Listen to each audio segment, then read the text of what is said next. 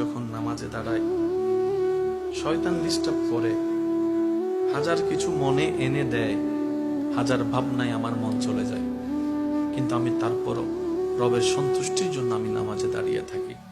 অনেক সময় আমার সূরা ভুল হয়ে যায়, আয়াত ভুল হয়ে যায়। অনেক সময় তো এমনও হয় 2 রাকাত পড়ছি কিনা 3 রাকাত পড়ছি, এই টেনশনের মধ্যেও চলে যায়। অনেক সময় এমনও হয় নামাজ পড়া অবস্থায় অজু কি আছে না নাই, ভেঙে গিয়েছে মনে হয়, এই টেনশনও পড়ে যায়। কত রকমের ডিস্টার্ব হয়, কিন্তু প্রত্যেকটা ডিস্টার্ব আমার ভালো লাগে, প্রত্যেকটা জ্বালা আমার ভালো লাগে, প্রত্যেকটা বাঁধা আমার ভালো লাগে। সে জিজ্ঞেস করছে, কেন তোর এত বাঁধা ভালো লাগে? বুঝলাম না।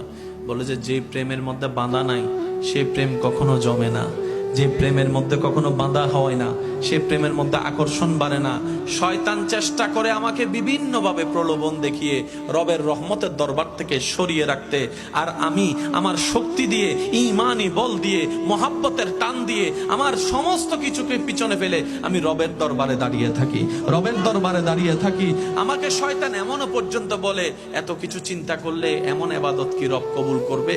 কখনোই করবে না, এমন টেনশনে ঢুকাই দিয়েছে। তারপরে আমি রুকু করা ছাড়ি নাই, সিজদা দেওয়া ছাড়ি নাই, ওযু করা ছাড়ি নাই, নামাজে দাঁড়ানো ছাড়ি নাই। ভাইরে ভাই শুন, রবের দরবারে দাঁড়িয়ে অন্তর, ব্রেইনে, মনে, শরীরে এমন শান্তি আমি অনুভব করি যেটা পৃথিবীর কোনো কাজে এই শান্তি নাই, যেটা রবের দরবারে নামাজের মধ্যে শান্তি পাওয়া যায়। সুবহানাল্লাহ।